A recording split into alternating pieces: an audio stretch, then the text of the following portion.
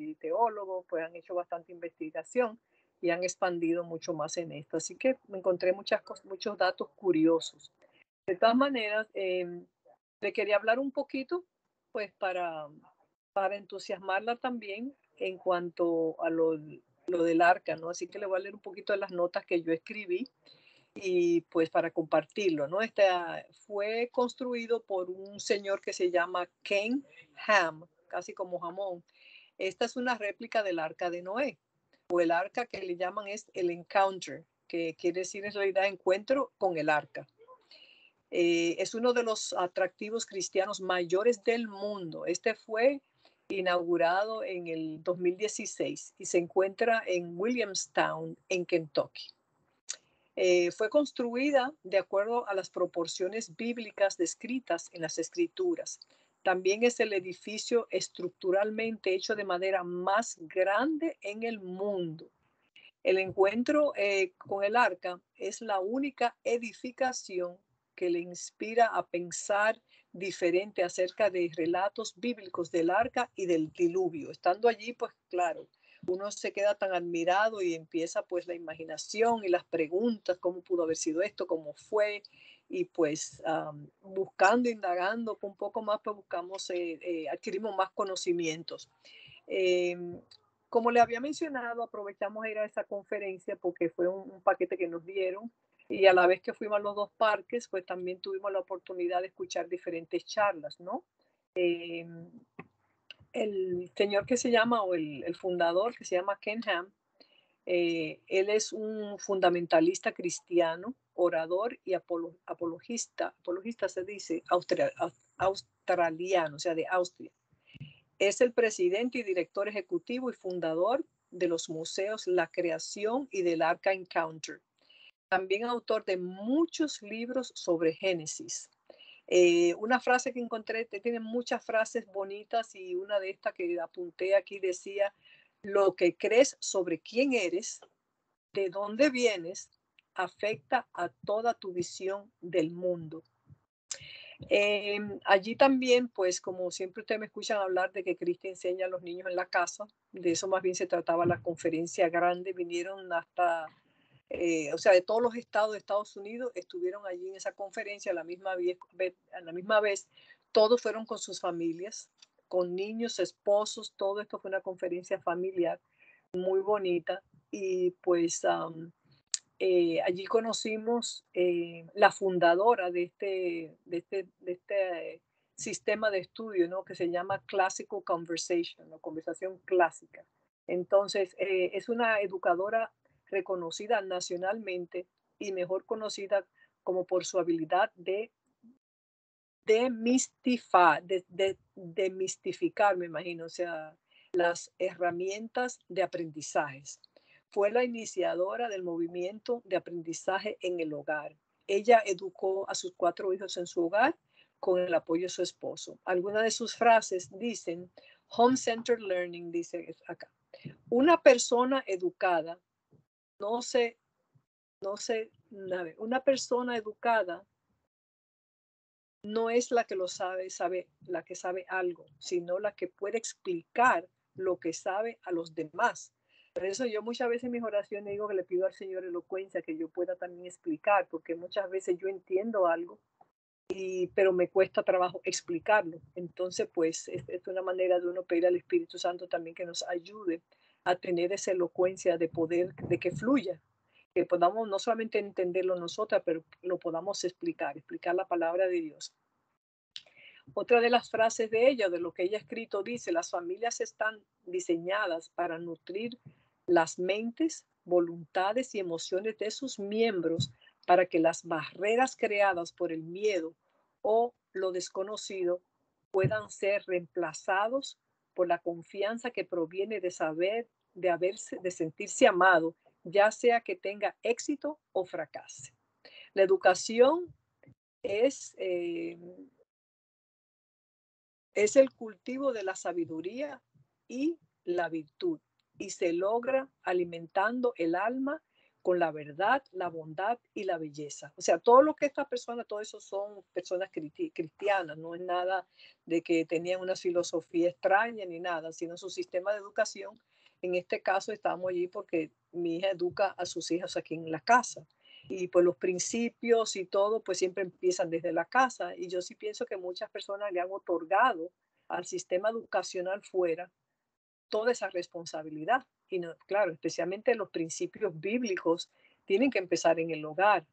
Pero claro, allá no podemos esperar que las escuelas ni los profesores le enseñen esas cosas. Y por eso hay que tener mucho cuidado y involucrarse en quiénes son los profesores de nuestros hijos en las escuelas, qué están aprendiendo y poder levantar la mano y hablar y decir, mis hijos, no estoy de acuerdo con esto, porque muchos padres están tomando una posición de que, bueno, los llevan a la escuela, los sueltan y ya. Pero los padres tienen que involucrarse y saber qué es lo que le están enseñando a sus hijos también y tomar su responsabilidad de educarlos en la casa también, especialmente lo que no le van a enseñar en la escuela, que son los principios bíblicos. Allí también estuvo apoyando todo este sistema y un artista, es un actor americano que creo que algunas deben de conocer, que se llama Kirk Cameron. Él es un actor americano y él es un evangelista cristiano. Él estuvo allí representando o acompañando o se unió a un grupo llamado American Campfire Revival, que viene siendo como un avivamiento a la sociedad, a las familias americanas. Dice, juntos vamos a despertar e inmovilizar juntos, ¿no? Todo lo que es, yo estuve tratando de traducir, por eso estoy pasando un poquito más de trabajo. Pero la idea es cómo unimos toda nuestra fuerza. Nosotros tenemos que impactar la vida de nuestros niños en las escuelas, donde quiera. Como nosotros siempre hemos hablado, los niños son el futuro, en los niños que tenemos que invertir.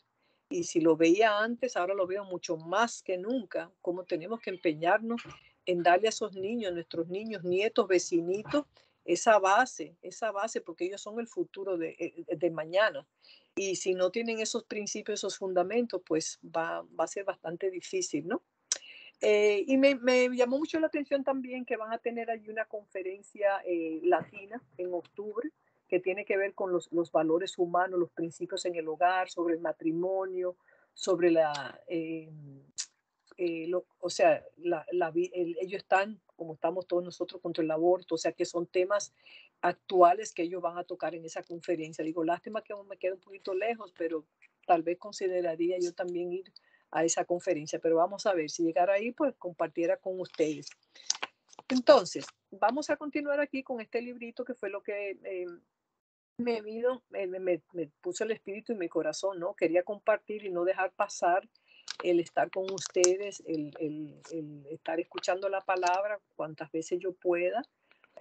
Cuando falte algo, pues busco en la Biblia o busco una enseñanza donde no me pierda yo. No hay ninguna explicación, aparte que estoy ocupadita aquí con mi familia, pero no hay explicación o excusa para yo decir, no, todo me paso un mes aquí, un mes totalmente desconectada, totalmente fuera de la palabra. Entonces, pues yo sí quiero seguir aprendiendo, quiero ir a otros niveles, quiero buscar más, pues claro, con la guía tanto de mis pastores, mis compañeras aquí, mis hermanas, al igual que otros recursos que el Espíritu me revela, si son medios o recursos que vale la pena estudiar, ¿no? Entonces, empiezo aquí a leerlo mientras más hasta que alcance el tiempo, ¿no? Dice, ¿existió realmente el arca de Noé y el diluvio? Porque en medio de todo esto hay muchas preguntas. Nosotros sabemos y entendemos y sabemos que es así, pero yo estoy sorprendida como allá afuera, la verdad, el cuestionamiento y la duda es horrible. Entonces dice, este librito fue escrito por el señor Ken Ham, que fue el que organizó, o sea, fundador de esos dos museos. Entonces dice, el relato de Noé y el arca es uno de los eventos más ampliamente conocidos en la historia de la humanidad. Desafortunadamente, como otros relatos bíblicos, frecuentemente es considerado meramente como un cuento de hadas. Sin embargo, la Biblia es la historia verdadera del universo. A la luz de eso, las preguntas con mayor frecuencia se hacen acerca del arca y el diluvio de Noé pueden ser contestadas con autoridad y confianza. Entonces dice acá, en cuanto al arca, dice, y de esta manera, o sea, según Génesis 6:15 dice, y de esta manera la harás. De 300 codos la longitud del arca, de 50 codos su anchura y de 30 codos su altura. A diferencia de muchos dibujos hechos al capricho que retratan al arca como una especie de casa flotante de tamaño anormal, por ejemplo, con jirafas que sobresalen la cima, el arca, como se describe en la Biblia, era un buque gigantesco. No fue sino hasta tiempos relativamente recientes, al final de los 1800, que una nave construida excedió la capacidad del arca de Noé. Las dimensiones de arca todavía son impresionantes hoy, incluso cuando se le compara con muchas naves modernas de alta mar. Alrededor de 450 pies de longitud, 75 pies de anchura y 45 pies de altura. O sea, la altura viene siendo como 7 pies pisos hacia arriba. Cuando se multiplica estas tres figuras juntas, se tiene una mejor idea de la capacidad gigantesca de esa gran nave, alrededor de 1.5 millones de pies cúbicos. O sea, la que entienden sobre pies cúbicos, pues 1.5 millones. Los barcos modernos transportan contenedores metálicos estandarizados que miden 8 pies de altura por 8 pies de anchura por 40 pies de longitud. El arca de Noé podría cargar con más de 500 de tales contenedores, o sea, enorme. Entonces, ¿cómo pudo Noé acomodar a todos los animales en el arca? En el libro de Noah's Ark, el arca de Noé, el escritor John Wood Morape, puedo ni pronunciar, sugiere que no más que 16, bueno, aquí esta información creo que no está correcta, no más de aproximadamente eran como 7,000 animales fueron los necesarios para preservar las especies creadas que Dios trajo al arca. Sí, aproximadamente 7,000. Y de todo ser viviente, de toda carne, o sea, en Génesis 6:19 dice, y de todo ser viviente, de toda carne, meterás 2 de cada especie en el arca para preservarles la vida contigo, macho y hembra serán. El arca de Noé no necesitaba llevar a cada especie de animal. Eso estaba un poquito confundida yo con eso, pero ahora van a entender un poquito mejor. Tampoco Dios lo ordenó. Tenía que llevar solamente animales que respiran aire, los que moran sobre la tierra, los que se arrastran y las aves. Los seres acuáticos como peces, ballenas, almejas, etcétera, los insectos y muchas criaturas anfibias podrían sobrevivir en suficiente número fuera del arca. Esto reduce significativamente el número total de animales que necesitaban estar a bordo. Otro factor que reduce en gran manera los requerimientos de espacio es la tremenda variedad de especies que vemos hoy no existían en los días de Noé. Solo los tipos parentales de cada especie fueron requeridos estar a bordo para repoblar la tierra. Por ejemplo, solo 2 perros fueron necesarios para dar lugar a todas las especies de perros que existen hoy. Eh, o sea, ustedes saben la variedad y la cantidad de diferentes perros que hay, que si pequiné, que si bulldog, que si todo eso. No es que de cada uno de esos perros, pues tenían que tener 2 en el arca. El creacionismo estima que el número mínimo de animales que habrían sido necesario estar a bordo del arca fluctuaba en un rango de, como le había mencionado, como 7,000. Entonces, ¿cómo Noé pudo haber construido el arca? La Biblia no menciona que solamente Noé y sus hijos construyeron el arca. Y Noé bien podría haber contratado a obreros experimentados, no lo sabemos.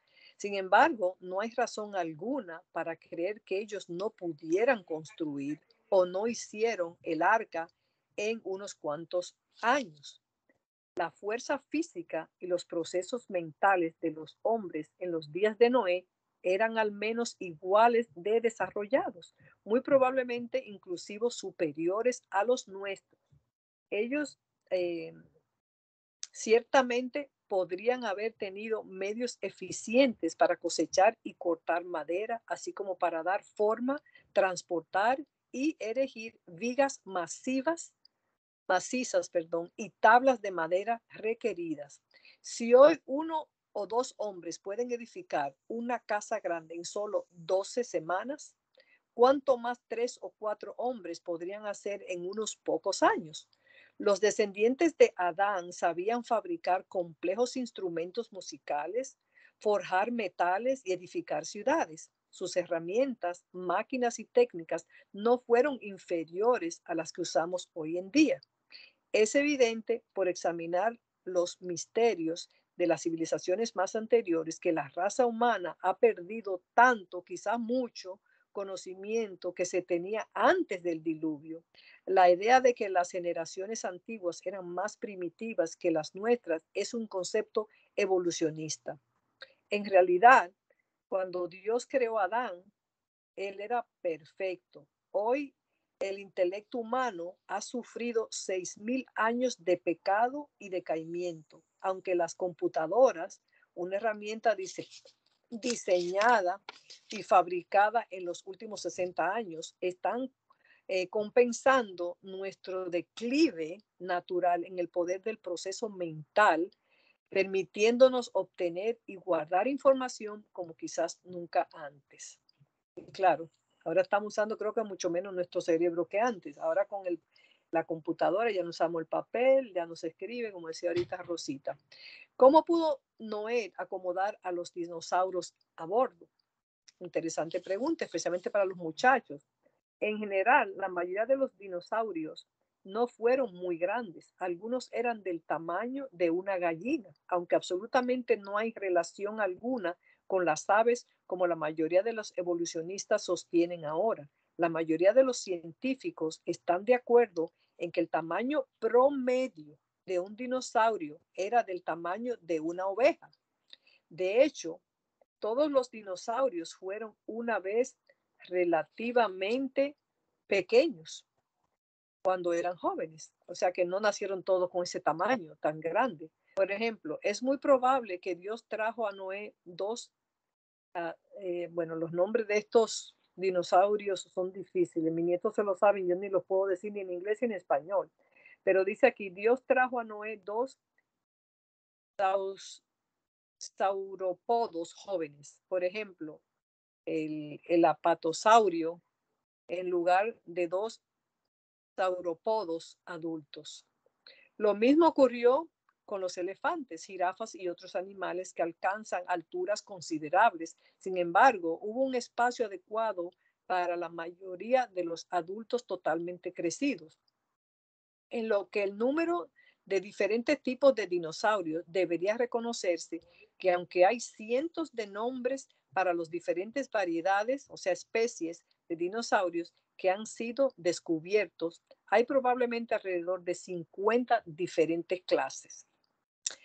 ¿Cómo Noé pudo acorralar tantos animales? Dice, de las aves según su especie y de las bestias según su especie, de todo reptil de la tierra según su especie. Dos de cada especie entrarán contigo para que tengan vida. Génesis 6:20. Este versículo dice que Noé no tuvo que ir en busca de los animales o viajar a lugares lejanos para traerlos a bordo. Y en base a Génesis 1, la mayoría de los creacionalistas creen que había solo un continente antes del diluvio. Los animales simplemente llegaron al arca, guiados por su querencia, su instinto en busca de hogar, una, una conducta implementada en los animales por su creador y por sí mismo subieron la rampa. Sí, porque él no fue detrás de dame buscar dos elefantes, a buscar dos. Ellos vinieron, Dios fue que los dirigió. Aunque este es un evento sobrenatural, uno que no puede explicarse por nuestra comprensión de la naturaleza, está ciertamente dentro de la capacidad de Dios. Incluso hoy estamos lejos de entender todo acerca de las maravillosas conductas animales exhibidas en la creación de Dios. La migración de los gansos canadienses y otros pájaros, los vuelos asombrosos de la mariposa monarca, los viajes anuales de ballenas y peces, instintos de hibernación, sensibilidad hacia los terremotos y otras innumerables capacidades fascinantes del reino animal de Dios. O sea que esa parte es preciosa. Muchas cosas que nosotros tal vez no entendemos. Los dinosaurios estaban extintos antes del diluvio hace unos 4.500 años, se la pregunta. El relato de la creación de Dios, mencionada en los capítulos de Génesis 1 y 2, nos enseña que todas las criaturas terrestres fueron creadas en el día 6 de la creación, el mismo día que Dios hizo a Adán y Eva.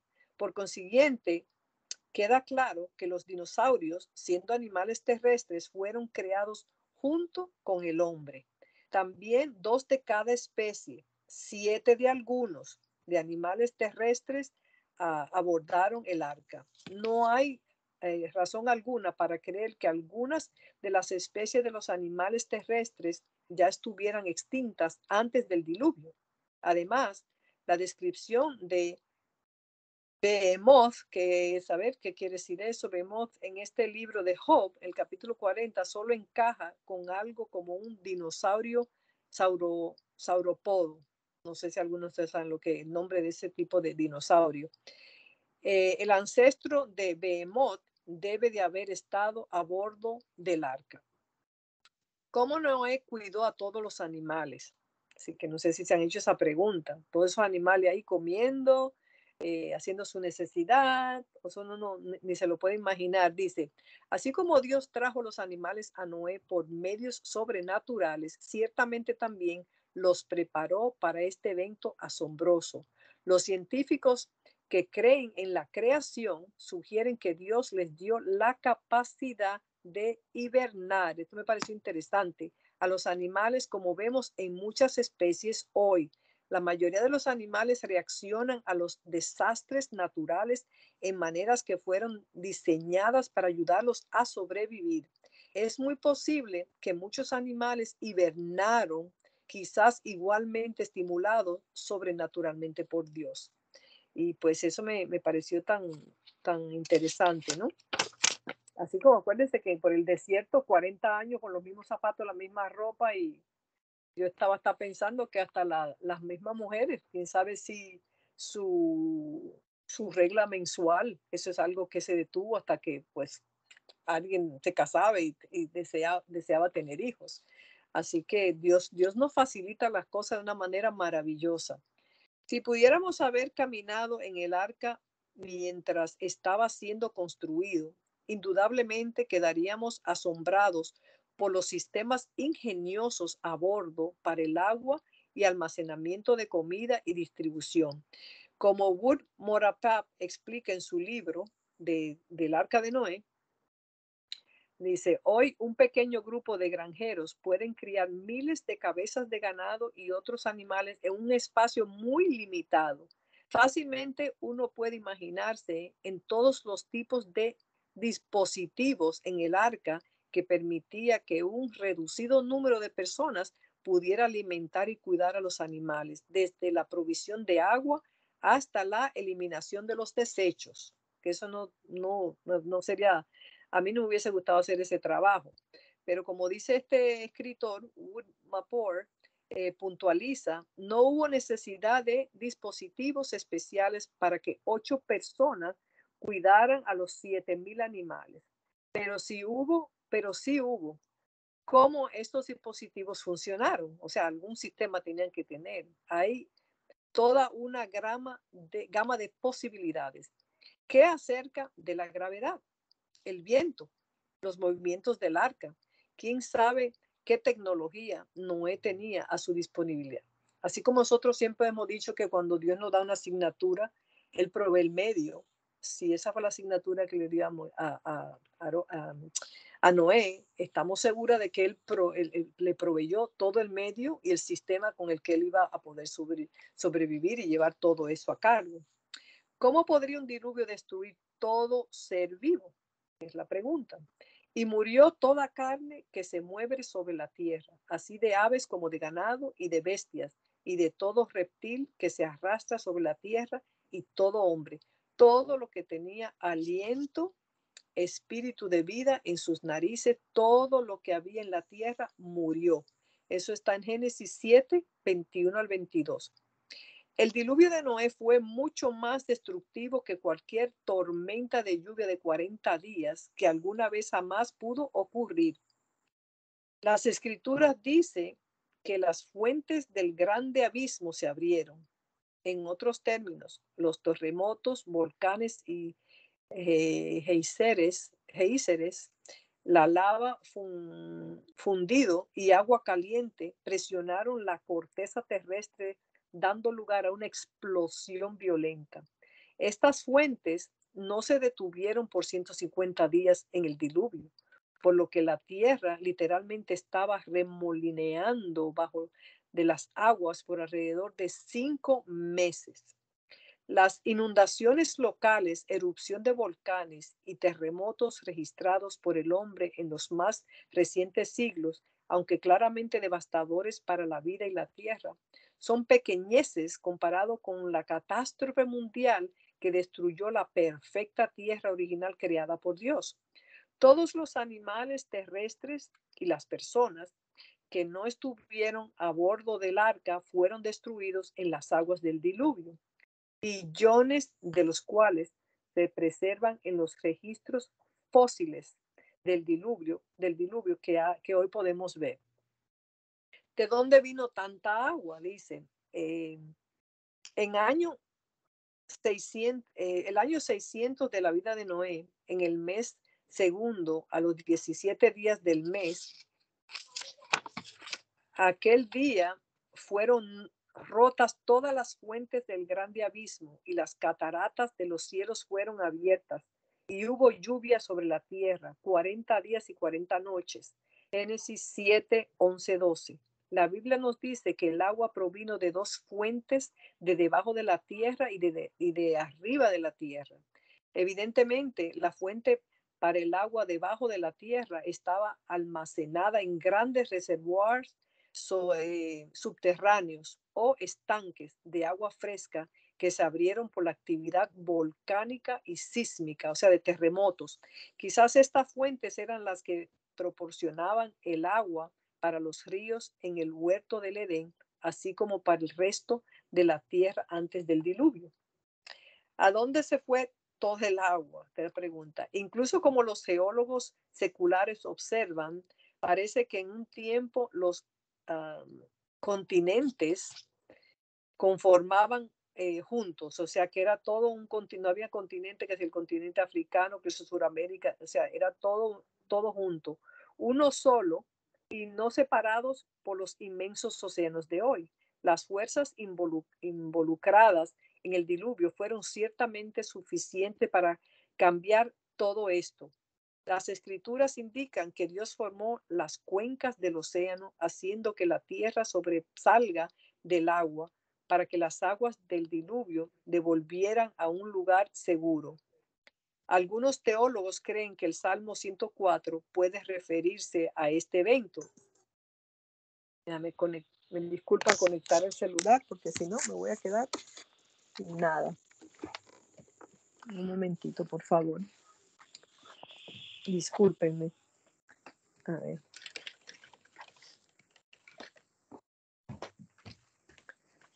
Cristi.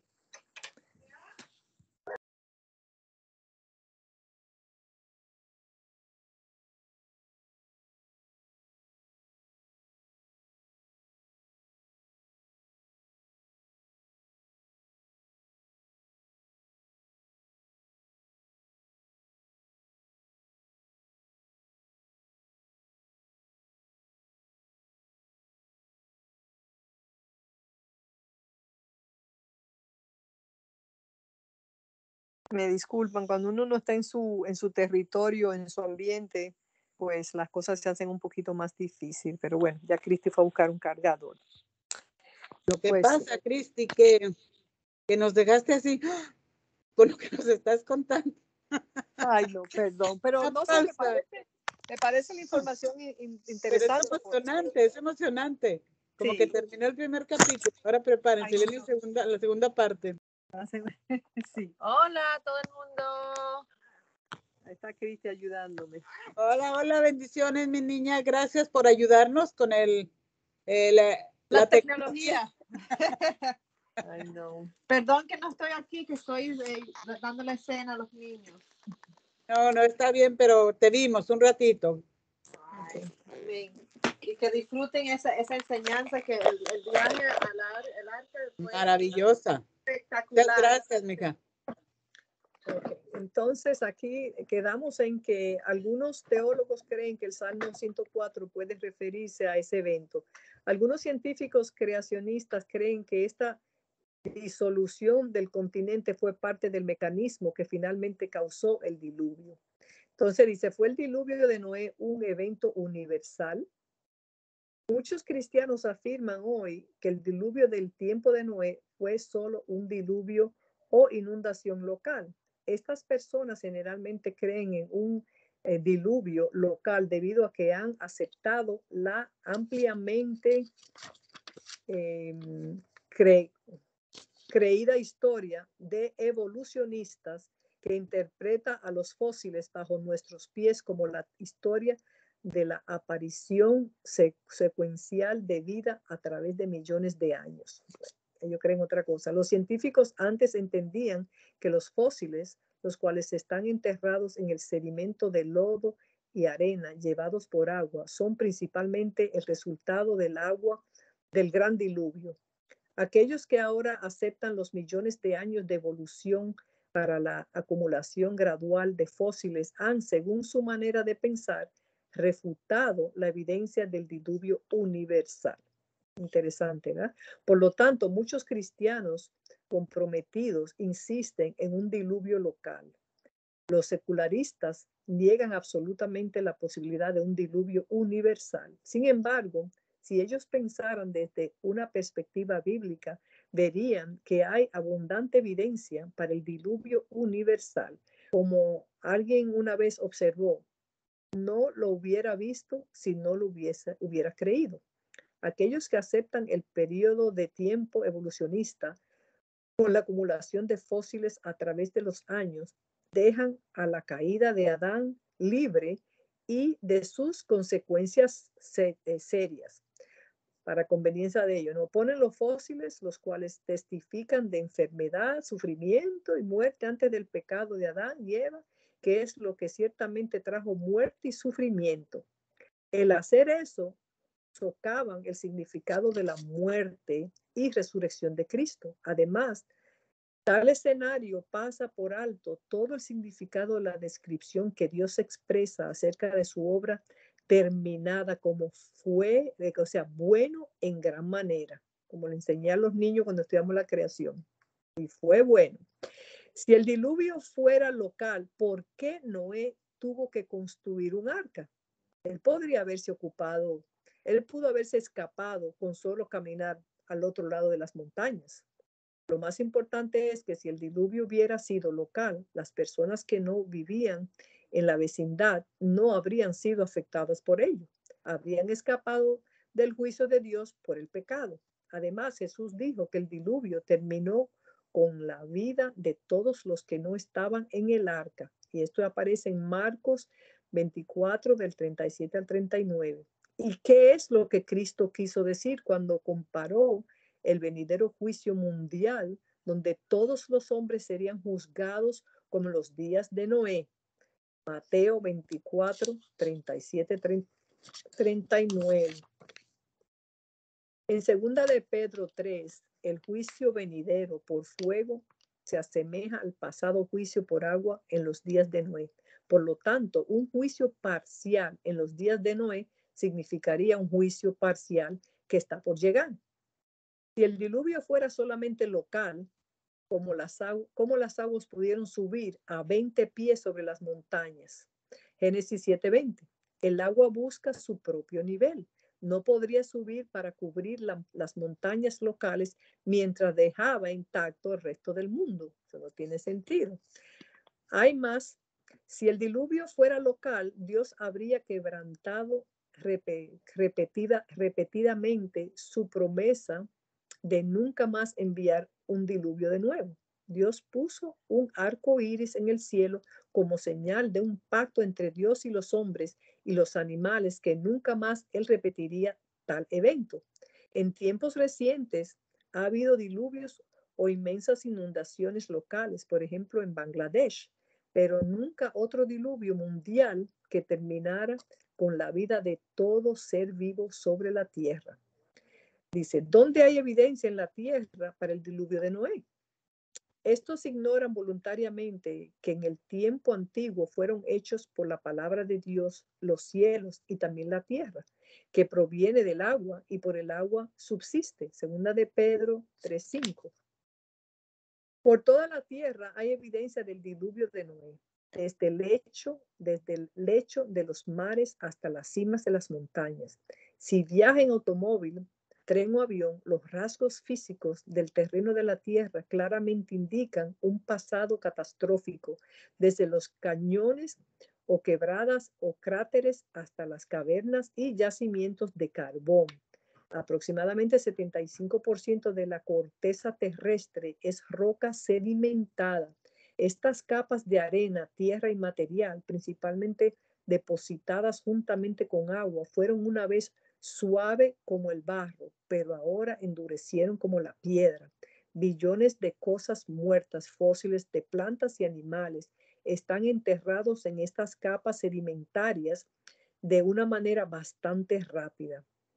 La evidencia que hay sobre toda la tierra salta ante nuestros ojos. ¿Dónde está el arca de Noé hoy? Y reposó el arca en el mes séptimo, a los 17 días del mes, sobre los montes de Ararat.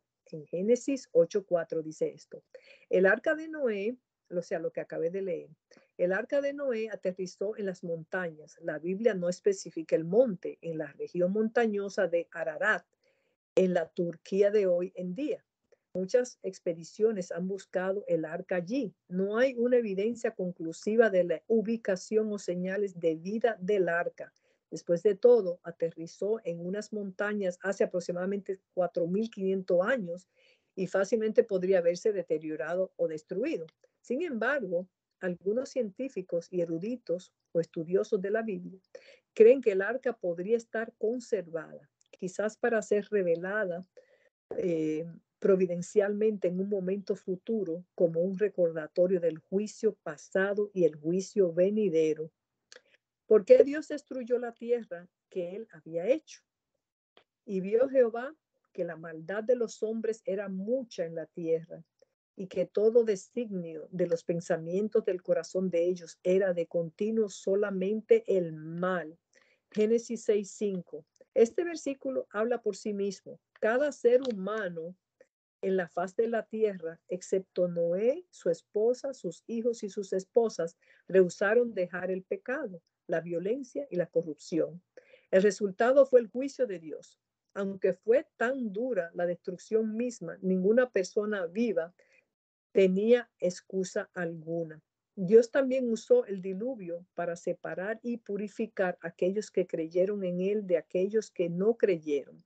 A través de la historia y la Biblia, este ciclo se ha repetido vez tras vez. Separación y purificación, juicio y redención.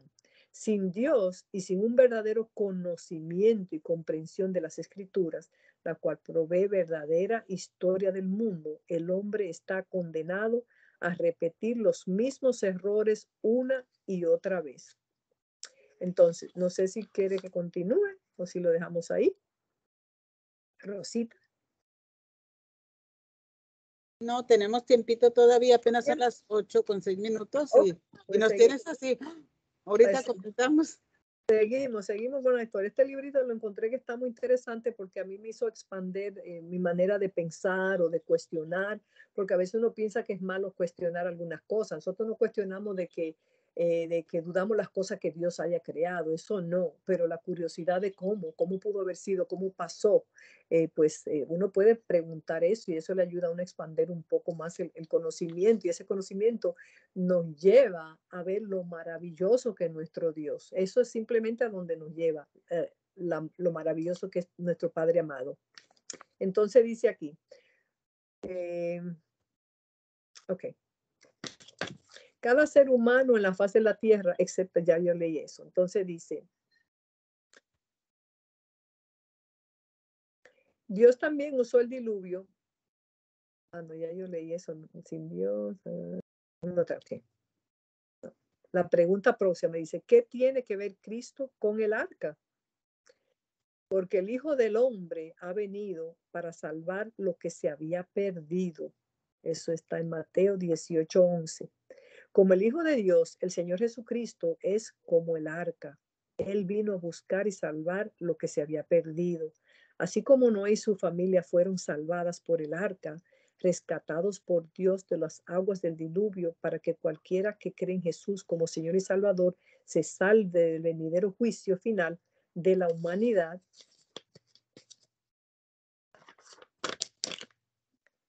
Rescatados por Dios del fuego que destruiría la tierra después de los últimos días. Noé y su familia tuvieron que cruzar la puerta para entrar al arca para ser salvados. De la misma manera, nosotros tenemos que cruzar por una puerta para ser salvos a fin de no estar separados eternamente de Dios. El Hijo de Dios, Jesús, vino para pagar la pena de nuestro pecado de rebelión. Jesús dijo, yo soy la puerta. El que por mí entrare será salvo, y entrará y saldrá y hallará pastos. Esto está en Juan 10:9. Estas son las buenas noticias, dice esto. El ministerio Answer en Génesis, Respuestas y Génesis, busca glorificar y honrar a Dios como creador y afirmar la verdad del registro bíblico del origen real e historia del mundo y la humanidad. Parte de esta historia real son las malas noticias que la rebelión del primer hombre, Adán, contra los mandatos de Dios trajo muerte, sufrimiento y separación de Dios en este mundo. Vemos los resultados alrededor de nosotros. Todos los descendientes de Adán son pecadores desde la concepción, Salmo 51:5, y ellos mismos han decidido vivir en rebelión, en pecado. Por lo tanto, no pueden vivir con un Dios santo, sino que están condenados a vivir separados de Dios. La Biblia dice, por cuanto todos pecaron y están destituidos de la gloria de Dios, Romanos 3:23, y que por consiguiente sufrirán pena de eterna perdición, excluidos de la presencia del Señor y de la gloria de su poder. Segunda de Tesalonicenses 1:9. Pero la buena noticia es que Dios ha hecho algo para cambiar esto. Porque de tal manera amó Dios al mundo que ha dado a su Hijo unigénito para que todo aquel que en él cree no se pierda, mas tenga vida eterna. Juan 3:16. Jesucristo, el Creador, aunque totalmente sin pecado, sufrió a favor de la humanidad la penalidad del pecado de la humanidad, la cual es muerte y separación de Dios. Él hizo esto para satisfacer las demandas justas de la santidad y justicia de Dios, su Padre. Jesús fue el sacrificio perfecto. Él murió en una cruz, pero en el tercer día resucitó, conquistando la muerte para que todo aquel que en él creyera se arrepintiera de sus pecados y que confiara en él en vez de sus propios méritos. Vuelva a Dios y viva por toda la eternidad con su Creador. Por lo tanto, el que en él cree no es condenado, pero el que no cree ya ha sido condenado, porque no ha creído en el nombre del unigénito Hijo de Dios. Juan 3:18. Qué maravilloso Salvador y qué maravillosa salvación en Cristo nuestro Creador. Entonces dice acá, básicamente ahí como que es el mensaje de la salvación y pues ahí concluye, pero lo que yo pues más bien le quería compartir esas preguntas a mí como que me hicieron pues pensar y me hicieron pues cuestionar y ver de una manera mucho más grande y más amplia la grandeza de nuestro Creador, porque Él es tan perfecto. Y eso pues me hizo pensar y lo compartía con mi hija y con mi nieta, de que todo lo que Dios nos da como una asignatura, como una misión, Él nos va a equipar. Él no nos va a decir, aquí vayan, láncense a lo que puedan y como puedan. El Señor siempre nos va a traer el medio, siempre nos va a equipar. Así como yo pude entender ahora ahí que en el arca, yo me imaginaba que Noé con la esposa, los hijos y las nueras, que estarían como vestidos así o tirados por ahí, pero no, cuando yo veía que tenían, esa arca está tan organizada, digo, pero ¿por qué no? Dios es un Dios de orden. Él no los iba a mandar ahí a que estuvieran tirados durmiendo con los animales. Pues Dios es un Dios que desea lo mejor para nosotros y su plan es perfecto. Y la verdad que sí me maravillé de ver lo bonito y lo organizado que está todo eso y que, ¿por qué no? Sí pudo haber sido eso o mejor. Así es que el ir allí, poder presenciar y ver todo eso, pues lo que a mi manera de pensar, lo que hace que nos acerca más a Dios y nos hace estar más agradecidos de todo lo que Dios hace por cada una de nosotros, ¿no? Eso simplemente es un ejemplo. El otro museo también de la creación, que son los mismos fundadores, ¿no? Pues una maravilla. Ahí también, ahí tienen ¿qué le llaman esto? Ay, ay, ay. Un planetario, ¿no? Cuando uno va al planetario para ver las estrellas y la luna, pero esto lo han hecho de una manera tridimensional maravilloso. Se pone unos espejuelos especiales, pero ahí uno ve cuando le muestra la creación de todos los animales, Adán, Eva, cada día, y todo eso se lo traen a uno como ahí, como que uno participa, está caminando en esa creación, puede ver los cielos, las estrellas, todo como si uno estuviera participando con ellos ahí, y la verdad que una manera muy bonita, ingeniosa, creativa, de la manera que ellos han hecho todo eso allí. También tienen una sección maravillosa del desarrollo de un bebé, ¿no? Desde que ese huevito pues se fertiliza, todo, para esta persona que dice que no, que al mes, a la semana, a los 3 meses, a la semana que no es un bebé, pues ahí está todo, pero de una manera ilustrada preciosa, preciosa. O sea que es muy lindo el ver que en todo ese ambiente todo eso es a favor de todo lo que nosotros estamos aprendiendo, de la creación, de lo que nosotros conocemos, pero especialmente para el que viene por primera vez, el poder ver todo eso. Y creo que le había comentado, no sé si fue a Rosita también, Cristi había invitado 2 señoras que participan de ese programa también de enseñar a los niños en la casa. Y esta persona, yo le pregunté que si esas mujeres con sus esposos, que se iban a la iglesia, que si eran cristianos, que si eran católicos, no, en realidad no practican nada, pero fueron allí, participaron de las conferencias, participaron de ver todo esto y pues salieron allí, se puede decir, ya con una impresión o un conocimiento totalmente diferente acerca de la creación de Dios y todo lo que ellos aprendieron allí. O sea que qué manera más linda. Parece que uno vaya a divertirse, porque la gente está acostumbrada a que lo entretengan y todo es diversión y todo un tírate y agua por todas partes. Y tal vez muchas personas hasta se lo encuentren aburrido, pero es tan ilustrativo, tan lindo, las conferencias, los diferentes, tienen otros atractivos. Hubo uno que yo no entré y ese atractivo era que uno se ponía unos lentes especiales, estaba en el mismo lugar, pero te movían y te llevaban y te metían en la escena. Entonces veía los dinosaurios también, como, o sea que todo era ahí que te hacía hasta pegar un grito. Pero o sea que de una manera bonita, de una manera sana, un ambiente lindo, la comida muy rica, eh, un poquito tal vez costoso, sería bueno pues planearlo con tiempo, decir yo quiero llevar a mi familia, a mis hijos, pues planear sus vacaciones y ahorrar su dinerito para llevar a los niños. Más que nada uno dirá, bueno, pero ya yo sé la historia, pero llevar uno a sus hijos y ver todo aquello. Yo veo como mi nietecito con los dinosaurios y todo eso y todo lo que aprendieron.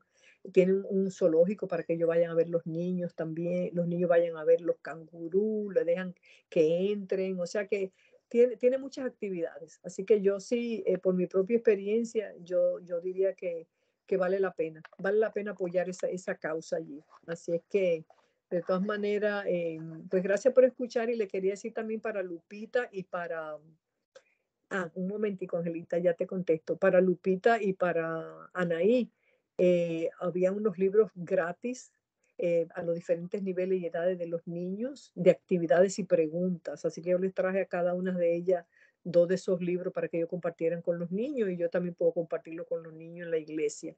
Así que a ver, Angelita, a ver si te puedo contestar la pregunta. Gracias, Cristi. No, es que tal vez me perdí el principio. ¿Dónde queda ese sitio? Ese ¿Dónde? sitio, sí, eso queda en el estado que se llama Kentucky.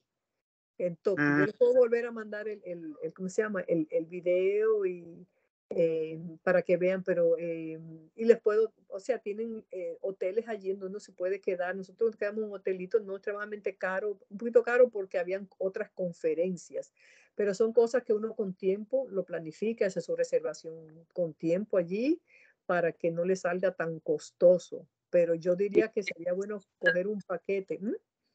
¿en qué ciudades? Williamsburg, en Kentucky, en el estado de Kentucky. Yo te mando los detalles para que lo tengan, para la que, o sea, vale la pena dar ese viajecito, ¿no? Y más que nada también para apoyar ese es un ministerio, apoyar ese ministerio. Es un museo. Sí, sí, es un museo, como te digo, el arca es un museo construida con las especificaciones de la Biblia. Es enorme, enorme, enorme, pero muy bien organizado. Gracias, Cristi. Cómo no, con mucho gusto, con mucho gusto. Yo después cuando llegue para allá, yo llevo los libros para que vean. Hubieron, en el arca hay una sección muy interesante porque como para incorporar la manera de pensar de los jóvenes, de los más jóvenes, tienen fotografía, ilustraciones de lo que es el pecado, ¿no? La consecuencia del pecado. Entonces yo tomé como un video así para continuo de todas esas ilustraciones. O sea, es poco lo que yo les pueda decir porque en realidad prácticamente hay que verlo para uno poderlo sentir y conocer y darse cuenta de que si eso lo hizo el hombre, imagínate, un hombre fabricó eso, varios hombres, varias compañías, porque imagínate los aparatos que usaron. Y por eso que cuestionan la gente, bueno, ¿y cómo hicieron eso? Con un pico, con pala y qué sé yo. No, Dios sabe cómo y fue algo sobrenatural. Así que eso es algo que nosotras entendemos que sí, sí, sí sucede con las cosas de Dios. Así que es eh, maravilloso, sinceramente.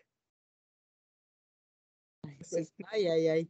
Qué emoción. Mira, esto nos pone tanto a pensar que yo me estaba haciendo la película, la imaginación, que de verdad lo que tú compartiste no lo habíamos pensado. Yo no sé si alguien ya había profundizado en todo eso. Yo estaba pensando cómo fue el diluvio, porque sí, yo sé, yo he leído muchas veces la historia de Noé y que el Señor cerró la puerta del arca, ya nadie se pudo salvar y pues Noé les predicó, me parece como 100 años y no quisieron.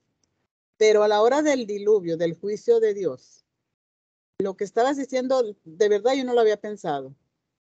Como terremotos y todo lo que hubo en movimiento en la tierra para poder ser destruida y que se abrieran las cataratas del abismo, como no había pensado en eso. Eso que tú nos has comentado nos abre la comezón de investigar más, porque sabemos tal y cual la historia de Noé, pero muchas cosas que tú mencionaste en el libro, como si lo construyeron solo Noé y sus 3 hijos, porque solo tenía 3 hijos, pero era una obra muy grande, aunque duraron años, pues no sabemos lo que el Señor hizo para que la gente, eh, o sea, para que tuviera Noé ayudantes, contratara gente.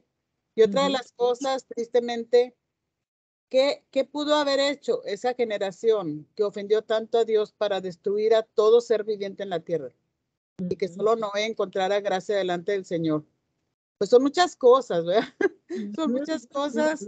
En cuanto a los animales también, ¿verdad? Pues sí sabemos, ay, que metió al arca una pareja de cada animal, pero cuando ya podemos meditar de otra manera, porque si el arca definitivamente es grande, pero no como para ahora que lo que vemos, el tamaño de los elefantes.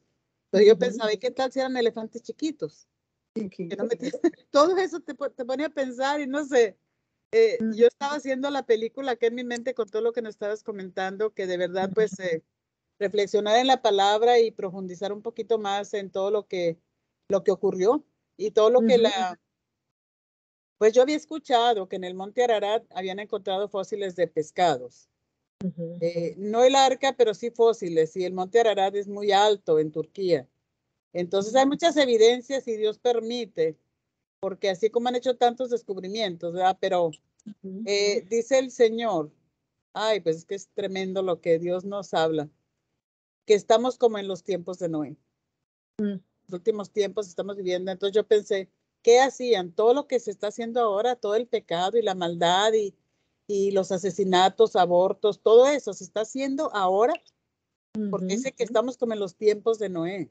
Lo que pasa, ay, no, precioso lo que dijiste, me encantó. Pues que el Señor cerró la puerta, ¿verdad? Pero había una puerta y se cerró para que se salvara Noé y su familia. Pero ahora la puerta es Cristo. Y dice que Él es la puerta de las ovejas. Y tenemos que cruzar esa puerta si tenemos que ser salvos.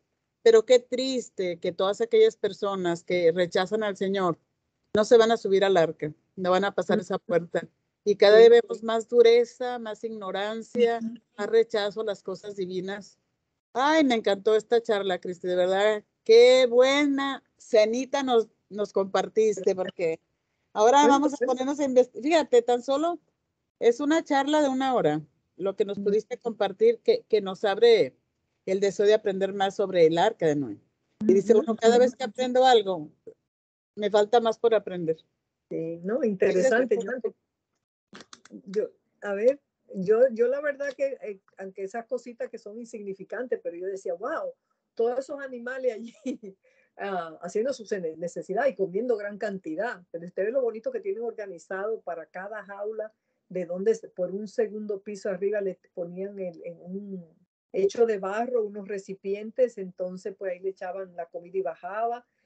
Tenían también unas gavetas que se podían abrir, que ahí como las aulas de los animales acá, que cae su caquita ahí y te la sacan como una gaveta, también tenía ya eso así. Pero me gustó mucho lo que en inglés se usa mucho esa expresión con una persona hibernate, ¿cómo se dice? Yo casi no uso esa palabra, como cuando se aíslan, a ver, ¿cómo que se llama? A ver, la que habla en inglés, a ver, Claudia. Hibernar. Hibernar. Cuando los animales, animales hibernan, pues están tranquilos, no están con tanta energía, tal vez no comen tanto, tal vez no hacen tanto de su necesidad. Y es interesante el pensar, ¿no? De que podían estar esos animales así, de esa manera. Y, o sea, descripciones pequeñitas, tal vez uno diría que no son tan importantes, pero para el que es curioso, dice, wow, qué interesante. Son tanto detalle. Cuando ya estás analizando y te metes al arca, como tú te metiste, entonces es que empiezas a analizar todo, la perfección del Señor. Y es muy interesante cómo, pues, ver la historia de Noé antes y después, ¿verdad? Porque a pesar de haber vivido esa experiencia, pero fueron 5 meses que estuvieron encerrados. Estuvo lloviendo 40 días y 40 noches sin parar. Pero fueron 5 meses que estuvieron en el arca, porque hasta que bajaron las aguas, es muy interesante a dónde se fueron tantas aguas.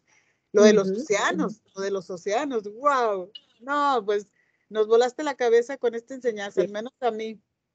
Así que no, Cristi, muchas. Mira, por otro lugar me dice Cristi que había una que yo no llegué a ir, otro lugar donde vendían los libros, que dice que ella vio que había unos libros en español. Pero mira si el Señor es tan lindo, que lo único que yo vi así en un puestecito fue este pequeñito libretica de 79 centavos. Oh, mira. Existió realmente el arca de Noé y el diluvio, o sea que Dios me lo dio para compartirlo, porque yo lo cogí y digo, bueno, mira, la única cosita que yo iba a hacer en español, y lo cogí. Y para que tú veas, el Señor siempre tiene un plan para todo, para todo. Son los recursos que el Señor pone, ¿verdad? No sé si alguna de mis hermanas quiere compartir algo, pregunta o algún comentario. No, pues la verdad que lo deja uno entregado de saber más.